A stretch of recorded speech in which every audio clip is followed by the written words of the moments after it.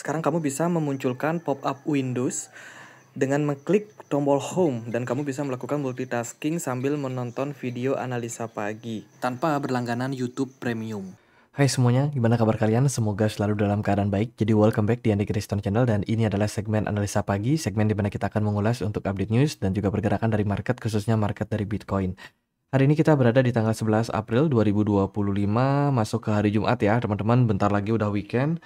Di perdagangan kemarin kita dapat beberapa data penting, salah satunya data inflasi dari Jepang dan Cina, ada PPI and CPI ya, dan hasilnya adalah inflasi di Jepang itu agak sedikit meningkat.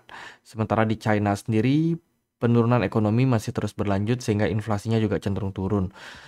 Amerika Serikat juga kemarin merilis data CPI and Core CPI inflation. Hasilnya cukup mengejutkan di mana inflasi dari 3,1% turun menjadi 2,8% untuk Core CPI, sementara untuk CPI year on year itu dari 2,8 turun menjadi 2,4.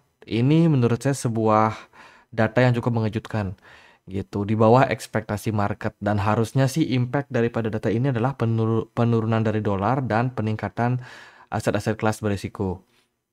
Kemudian kemarin juga ada rilis data initial jobless claim di mana klaim penganggurannya mengalami kenaikan. Wow, data ini data-data yang lumayan bagus ya untuk The Fed.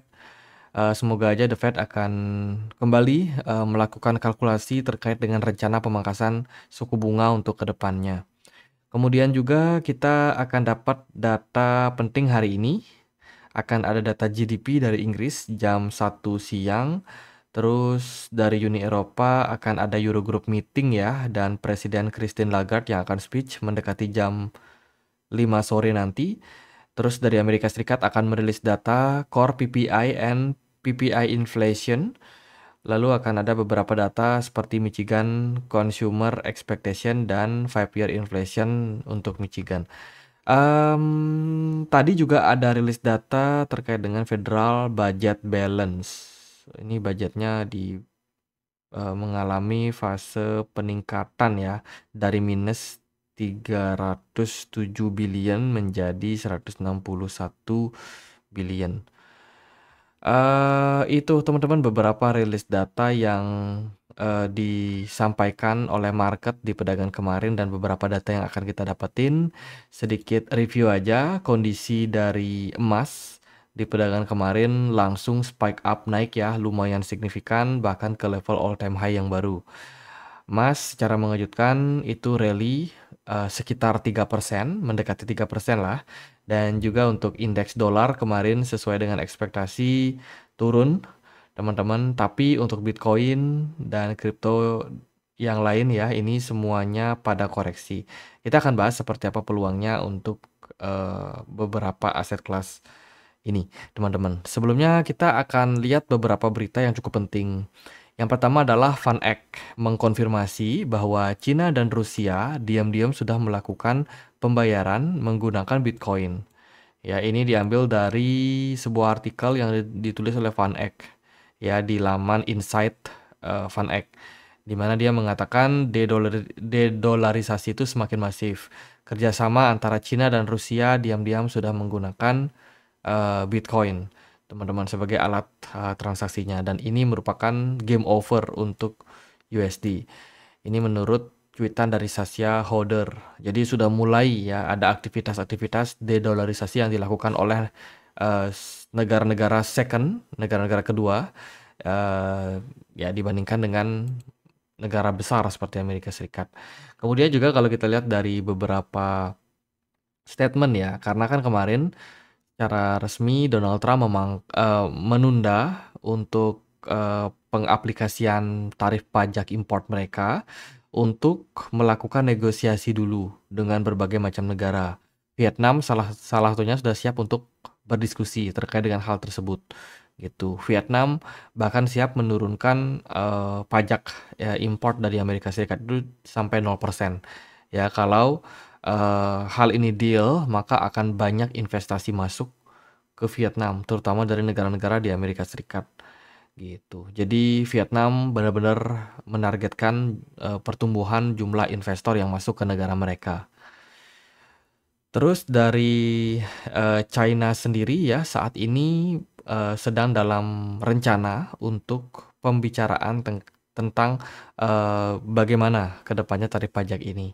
Karena saat ini Cina ternyata diancam ya untuk kenaikan tarif pajak sampai 145%, bukan 125% seperti yang disampaikan oleh banyak media kemarin. Gitu. Jadi ada sedikit masalah kalkulasi. Ternyata apa yang dilakukan oleh Trump itu mengancam sampai dengan kenaikan pajak 145% dan ini udah di atas dari harga atau nilai dari barang yang diekspor atau import gitu. Jadi bisa dibilang sangat-sangat tinggi. Nah, Cina dan Uni Eropa saat ini juga tengah mengadakan perbincangan terkait dengan tarif untuk kendaraan listrik, teman-teman. Dan ini bakalan cukup menarik sih, karena market itu nggak cuma Amerika Serikat ya, tapi antara Cina dan Uni Eropa, Cina dengan negara Asia, itu juga masih dalam tahap negosiasi. Dan sepertinya dalam 3 bulan ke depan, sampai 90 hari ke depan, itu bakalan sangat panas terkait dengan perbincangan tarif pajak ini. Tarif pajak import ya khususnya. Karena kalau kita lihat dari situasi saat ini, memang masih banyak negara yang sedang berunding. Seandainya kalau misalkan Uni Eropa itu tidak bisa mendapatkan titik damai dengan Amerika Serikat, ya bisa jadi Uni Eropa akan banyak kerjasama dengan China ataupun negara-negara yang lain. Karena kan negara di dunia bukan cuma Amerika Serikat saja. Kemudian European Union dan juga Uni Emirat Arab ya, itu agree untuk melakukan free trade. Wah, ini menarik nih.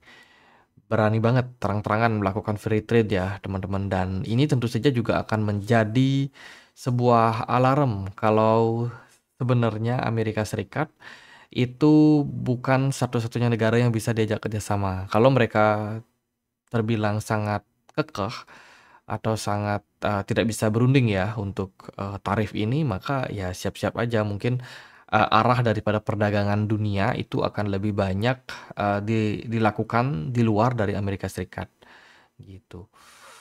Kemudian ada Paul Otkin yang sekarang sudah mengambil mandat sebagai SEC leader.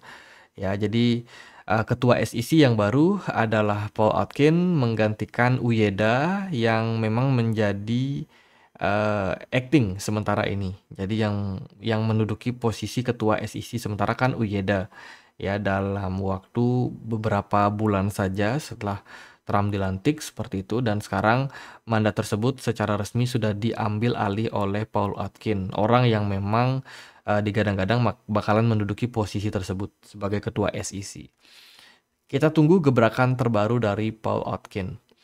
Nah, Binance baru saja melakukan voting ya untuk beberapa aset kelas yang kemungkinan bakalan di delisting berikutnya. Ada beberapa yang saat ini sedang masuk ke dalam daftar seperti ada ZEC, lalu ada Jasmy, FTT, kemudian STPT, lalu ada ARK, ada ARDR, GPS, MBL, PERP, NKL, terus juga ada Wing, LTO, FLM, BSW, Alpaca, Voxel, PDA. Teman-teman bisa melakukan voting, ya at least 5 lah. Ya kan, koin-koin yang mana yang kalian rasa ini boleh untuk di delisting gitu. Jadi teman-teman punya hak voting ya, khususnya bagi teman-teman yang sudah punya akun Binance. Jadi beberapa koin ini bakalan di delisting, dan yang mana yang paling banyak itu yang akan di delisting oleh Binance. Siap-siap nih yang punya koin-koin ini, jangan di hold lama-lama karena Binance adalah bursa exchange terbesar, liquidity paling besar datang dari Binance. Kalau Binance melakukan delisting, maka itu mimpi buruk untuk banyak koin. Gitu. Kemudian juga Binance saat ini masih memikirkan ya, ini masih bisa di vote sih sampai nanti tanggal 16 April, teman-teman. Jadi silakan diikutin ya. Itu dari voting. Sekarang kita mungkin beralih ke beberapa berita lainnya. Datang dari ETF spot Bitcoin di perdagangan kemarin masih lanjut mengalami outflow, tapi outflow-nya sudah tidak sebanyak di perdagangan 2 hari yang lalu, ya, di mana sekitar 127 juta US dollar sudah keluar dari market Bitcoin Spot ETF. Sementara dari Ethereum Spot ETF di perdagangan kemarin masih dalam posisi outflow juga, sekitar 11,19 million ya, atau juta yang mengalami outflow. Kemudian Trump mengakui bahwa ada kemungkinan resesi bisa terjadi impact daripada penerapan tarif pajak ini. Tapi dia tidak berharap kalau akan terjadi depresi atau depression. Oke, itu dari beberapa berita. Aku mau informasikan dulu nih, ada campaign ya untuk new user Get.io. Jadi ada hadiah sampai dengan 20.000 US dollar yang bisa teman-teman menangin. Plus juga ada welcome prize dan juga VIP exclusive benefit. Campaign ini akan berlaku sampai dengan 5 hari ke depan. Buat teman-teman yang mungkin tertarik, bisa ikutin campaignnya. Silakan registrasi Get.io lewat link yang ada di kolom deskripsi. Kemudian untuk setiap registrasi yang kalian lakukan, new user itu akan langsung mendapatkan $5. Ini cuma berlaku untuk 1000 pengguna pertama. Jadi buruan yang belum registrasi, silakan cek link yang ada di kolom deskripsi video ini. Lakukan registrasi dan KYC ya. Terus kalau teman-teman melakukan deposit and trade, ya minimum sekitar $100 itu berpeluang mendapatkan prize pool sampai dengan 2.000 US dollar selama campaign ini berlangsung. Gitu. Ada juga hadiah tambahan yaitu member VIP jika teman-teman melakukan trading di atas $100. Jadi buruan, campaign ini terbatas. Buat yang tertarik, linknya ada di kolom deskripsi. Oke, kita akan lihat gimana peluang dari pergerakan Bitcoin. Nah, di perdagangan kemarin kan Bitcoin ini koreksi. Ya, perdagangan kemarin Bitcoin memang sempat naik. Tapi hari ini dia udah koreksi turun ke kisaran level 79 ya 78,7 ribu US dollar. Bisa dibilang penurunannya lumayan mengagetkan karena bisa turun sedalam itu. Dan kita juga dibayang-bayang dengan potensial pergerakan double bottom ya di perdagangan kemarin. Dengan ekspektasi saya, Bitcoin nggak turun di bawah dari 80.000. Namun ternyata seller masih cukup strong. Bitcoin turun di bawah area tersebut.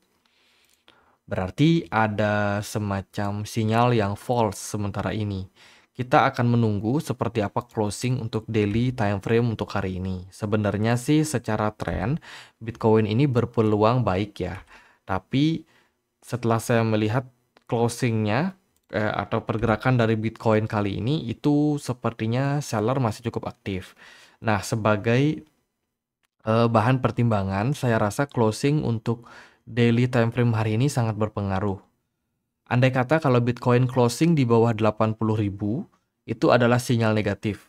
Akan tetapi kalau Bitcoin bisa closing di atas level 80.000, itu bisa menjadi sinyal positif untuk next movement. Ada peluang Bitcoin bisa kembali rally sampai 88.000 secara jangka pendek. Memang secara pergerakan kemarin, volume perdagangan Bitcoin lumayan bagus, namun tidak disertai dengan smart money yang masuk. Ya, ini juga bisa menjadi alarm untuk kita semua sih sebenarnya. Bitcoin maybe belum ready untuk bullish ya.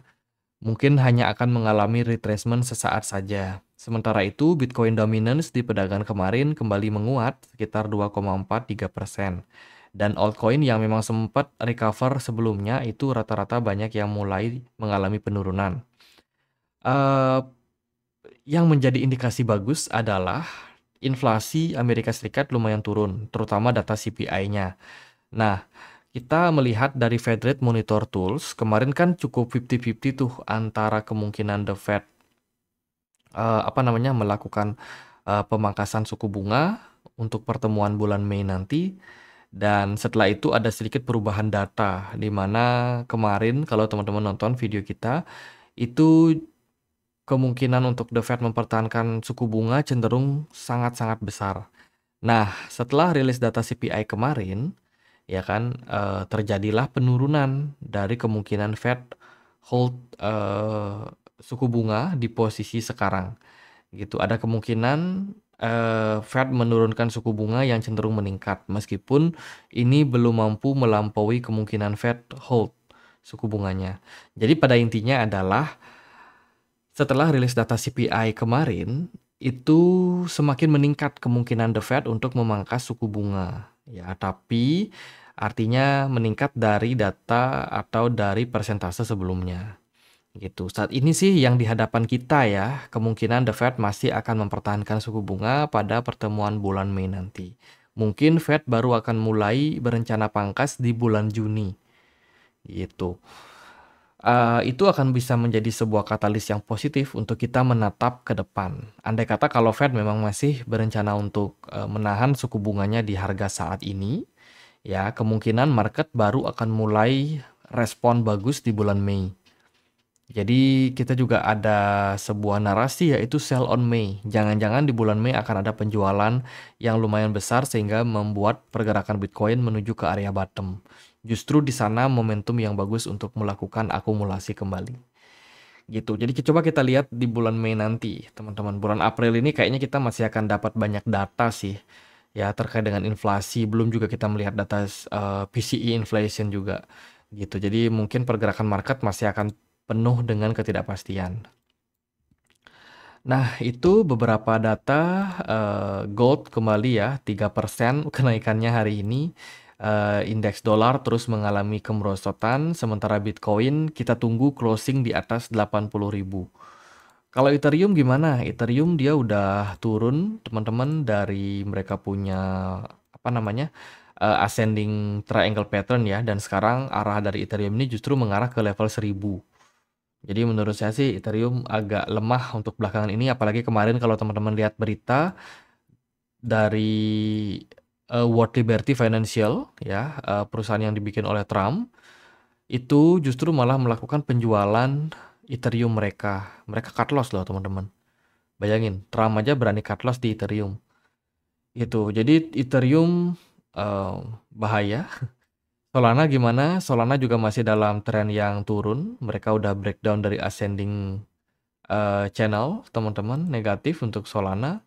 Kemudian dari XRP pun juga sekarang sudah turun ya, dan bertahan masih di atas level 1,74 dolar. Kalau dari Litecoin, ini masih dalam tren yang negatif. Litecoin berpeluang menguji area support kisaran 61 dolar. Dogecoin masih dalam under pressure.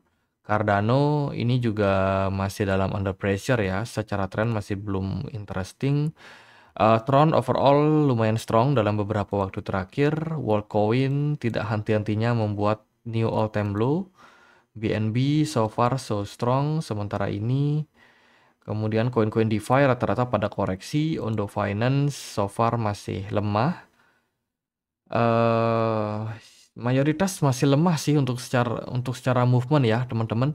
Kita masih sangat-sangat tidak pasti secara pergerakan. Jadi kalau dari saya pribadi, better buat teman-teman untuk bersabar. Kalau teman-teman memang rencana untuk akumulasi Bitcoin di market spot, saran saya DCA dengan modal yang atau dengan persentase portfolio yang kecil-kecil dulu, teman-teman. Tapi lakukan secara konsisten. Gitu sebab pergerakan Bitcoin ini masih belum begitu banyak buyer yang masuk gitu. Rata-rata memang masih pada hold dan masih koreksi. Ya, jadi mungkin pelan-pelan kita akan cicil nanti untuk Bitcoin. Tapi kalau dari saya pribadi masih tetap santai. Saya masih mantau market, saya masih ingin melihat ada sebuah clue yang mengindikasikan pergerakan Bitcoin ini ready to bullish. Baru mungkin saya akan ambil keputusan untuk melakukan akumulasi. So far sih secara tren Bitcoin ini masih dalam proses penurunan ya, bergerak dalam descending channel, jadi masih belum terlalu bergairah untuk market seperti itu. Dari volume smart money kosong, kemudian volume perdagangan lumayan bagus. Support terdekat untuk Bitcoin adalah 78.700. Kalau Bitcoin turun di bawah area tersebut, maka akan menjadi negative sign untuk Bitcoin. Maybe bisa turun sampai kisaran 67.000 something. Ya, tapi kalau pergerakan Bitcoin mampu melampaui area 88.000, itu adalah sinyal bullish untuk Bitcoin gitu. Jadi level konfirmasi untuk bullishnya masih lumayan tinggi ya. Kita lihatlah hari ini kita closing di mana, apakah bisa di atas 80.000? Kalau bisa maka potensial untuk positif ke depannya akan lebih terbuka lebar. Tapi kalau tidak bisa, berarti seller masih cukup kuat dan masih wanti-wanti untuk teman-teman semua berhati-hati di market. Gitu aja deh buat update kali ini. Semoga videonya bisa bermanfaat. Teman-teman, kita ada komunitas diskusi di Telegram. Bagi teman-teman yang mungkin punya akun Telegram yang pengen untuk join, linknya ada di kolom deskripsi. Sekian aja akhir kata saya Andre. Makasih.